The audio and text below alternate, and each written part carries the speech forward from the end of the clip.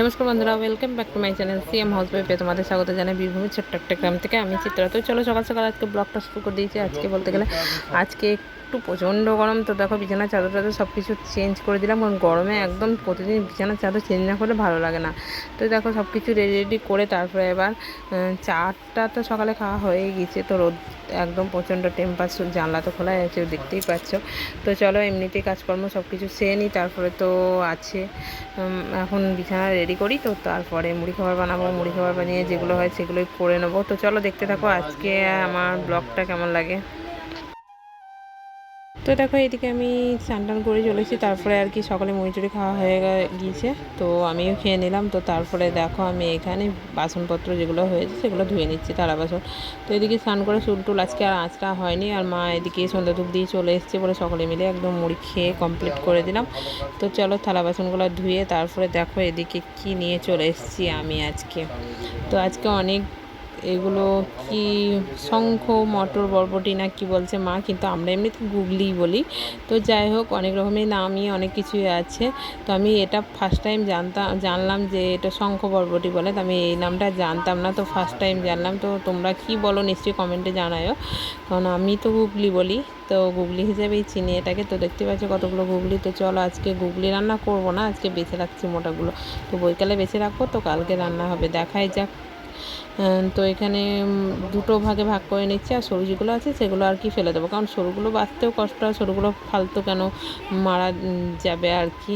তো বেশিক্ষণ তো বাইরে থাকলে মারা যায় না, তো সেই জন্য আমি বেছে নিচ্ছি। দেখতেই পাচ্ছ তো স্নান করে আগে ওগুলো বেছে আর কি রেডি দিতে। বেশিক্ষণ জলের বাইরে এরা তো থাকতে পারে না, তো সেই জন্যই আমি বেছে নিচ্ছি। আর এমনিতে রোদের টেম্পারও প্রচুর, সেই জন্যেই।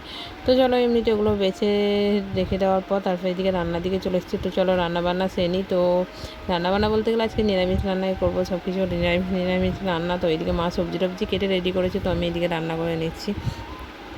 তো দেখতে পাচ্ছি এদিকে রান্না মোটামুটি কিছুটা হয়েছে, আর পুরোটা হয়নি। তো পুরোটা রান্নাবান্না করে নিই। আজকে আর তোমাদের সঙ্গে রান্নাটা শেয়ার করছি না, কারণ অনেকটাই ব্লগ বড় করব না আজকে, ছোটোখাটো ব্লগ তোমাদের সঙ্গে শেয়ার করবো, সেই জন্য অনেক কিছুই বাদ দিয়ে দিয়েছি। আর এমনিতে ছেলে আছে বাড়িতে, তো সেই জন্য আর কি একটু কাজের মানে প্রচণ্ড ডিস্টার্ব করে। তো সেই জন্য কাজকর্ম একটু অর্ধেক তো লেট হয়। ওকে একটু পড়াশোনা দেখার জন্য আর কি। তো ওর সকাল থেকে একটু মতো পড়ে তারপরে ওকে আর কি পড়তে বসে বলে আমার আর কি এদিকে ব্লগটা খুব একটা বড় বানাতে পারি না। আর এমনিতে তো ছুটি আছে না স্কুলে, এখন ভোট পেরোবে, তারপরে তো দেখাই যাক বলতে গেলে আর 4 তারিখ মতো স্কুল খুলবে। তো আজকে তো 30 তারিখ হচ্ছে, তো আর 3 দিন পর খুলবে। তা যাই হোক তখন আর কি কাজকর্ম একটু কম থাকবে, কারণ ছেলে বাড়িতে থাকলে একটু ডিস্টার্বই তো হয় না। তো আমাদের বাড়িতে এমনিতে আমার ছেলের বড় গুগলি খুবই পছন্দ, সেই জন্য আমি বেশি করে আর কি গুগলিটা মানে নিয়ে আসি আর কি। নিয়ে আসি বলতে গেলে এখানে আমাদের বাড়িতেই কাছে আর কি একটা পুকুরে হয়েছিল, তো সেখান থেকে নেওয়া হয়েছে।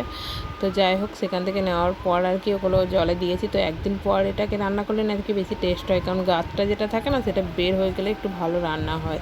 তো সেটাই জানি, তো সেই জন্য আজকে ভিজিয়ে রাখলাম। তো কালকে ওটাকে ভেঙে বেছে তো কালকে তখন রান্না করব। তো বেশি টেস্টি হবে নাকি। আর গুগলির তরকারিটা আমার ছেলে বেশি পছন্দ, ওর বাবার ভাজা।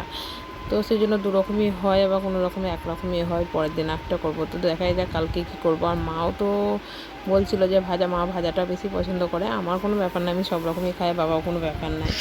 তো যার যা ইচ্ছা, যার যেটা পছন্দ সেটা আর কি বানাবো। তো পরপর অনেক কদিন খাওয়া হয়েছিল আগে, তো মাঝে কয়েকদিন মানে বাদ দিয়েছিলাম, কারণ প্রতিদিন তো ভালো লাগে না। মাছটা ঠিক আছে, কিন্তু এসব জিনিস প্রতিদিন ভালো লাগে না, কিন্তু খেতে খুব টেস্টি লাগে। তো চলো রান্নাবান্না কী হলো।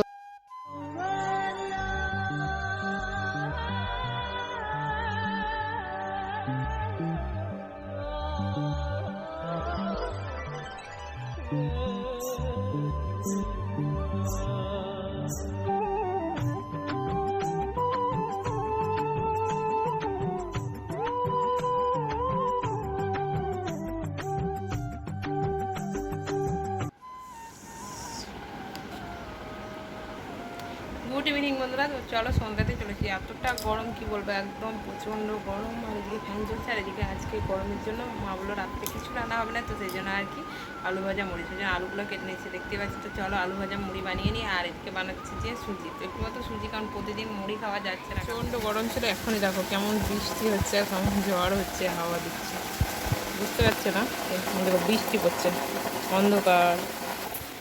এইমাত্র প্রচণ্ড গরম ছিল, আর এখন দেখো কি সুন্দর ঠান্ডা পড়ে গেল একদম। আমার আলু ভাজা মুড়ি খাওয়ার জন্য এবার রুটি আর আলুর তরকারি হয়ে গেল।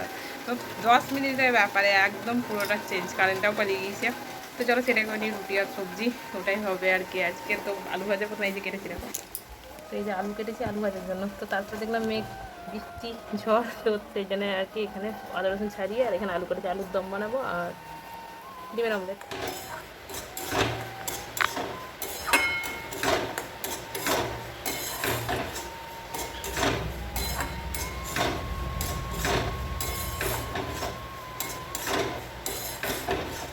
প্রচণ্ড মেঘ ডাকা আর জল হঠাৎ করেই চলে আসছে, কী বলবো। আর তোমাদেরকে এখনই বললাম বলো, এখনই কত মেঘ ডাকা, কত বৃষ্টি, কত বৃষ্টি হচ্ছে, জলের ছিটা চলে আসছে এইদিক থেকে, হচ্ছে পশ্চিম দিকে। তো এদিকে চলো, যখন বৃষ্টি পড়তে লেগে গেছে তখন এইদিকে গরম গরম একটু আলু রুটি দিই আর এদিকে সবজি বানিয়ে নিই। এতটা গরম ছিল কী বলবো তোমাদেরকে। চেঞ্জটা হয়ে গেছে, ওদিকে রুটি হচ্ছে, ওদিকে আলুর তরকারি হয়ে গেছে, ওদিকে সুজি হয়েছে।